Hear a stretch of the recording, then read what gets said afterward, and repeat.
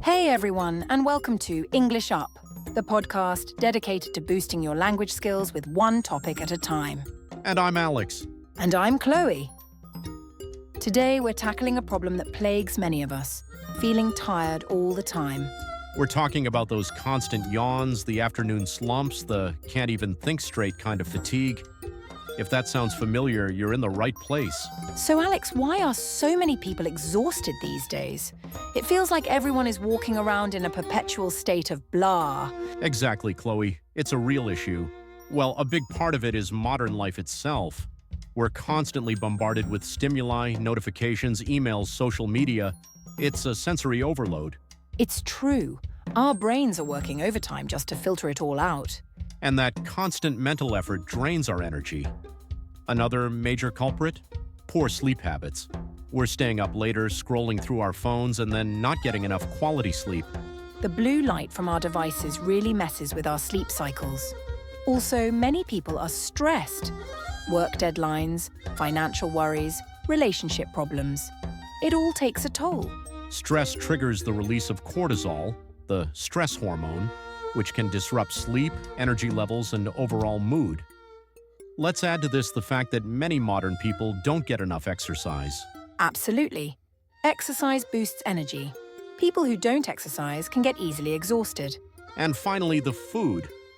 If we're constantly relying on processed foods, sugary snacks, and caffeine to get us through the day, we're just setting ourselves up for an energy crash later. It's all about fueling your body properly. So modern life, sensory overload, poor sleep, stress, not exercising and bad food. It's a bad combination.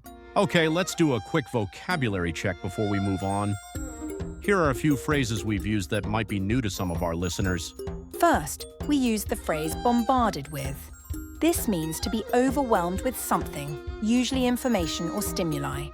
For example, modern people are constantly bombarded with information from the internet. Next, we said take a toll. It is used to describe how difficult or unpleasant experience has a bad effect.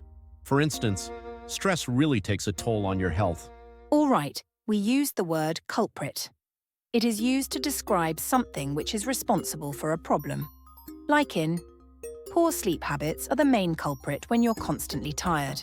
And finally, set ourselves up for.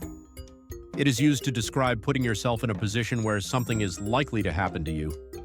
To illustrate, if we eat only fast food, we set ourselves up for an energy crash. Now that we've covered the reasons, let's get to the good stuff. Here are 5 ways to combat that constant fatigue. All right. Number 1, prioritize sleep. Aim for 7 to 9 hours of quality sleep each night. Create a relaxing bedtime routine, read a book, take a warm bath, avoid screens for at least an hour before bed. Absolutely. Number 2, get moving. Regular exercise is crucial. Even a short walk or some stretching can make a big difference. It boosts energy levels and improves sleep. Number 3, manage stress. Find healthy ways to cope with stress. Practice mindfulness, meditation, or deep breathing exercises. Connect with friends and family or seek professional help if you're struggling. Great point. Number 4, fuel your body right. Eat a balanced diet rich in fruits, vegetables, whole grains, and lean protein. Limit processed foods, sugary drinks, and excessive caffeine. And finally, number 5, stay hydrated. Dehydration can lead to fatigue. Drink plenty of water throughout the day. Let's recap those 5 tips in a nutshell. Number 1, prioritize sleep. Number 2, get moving. Number 3, manage stress. Number 4, fuel your body right. Number 5, stay hydrated. Implement them, even gradually, and see how much more energy you have. That's all the time we have for today's episode of English Up. We hope you found the episode helpful. Remember to take care of yourselves, listeners.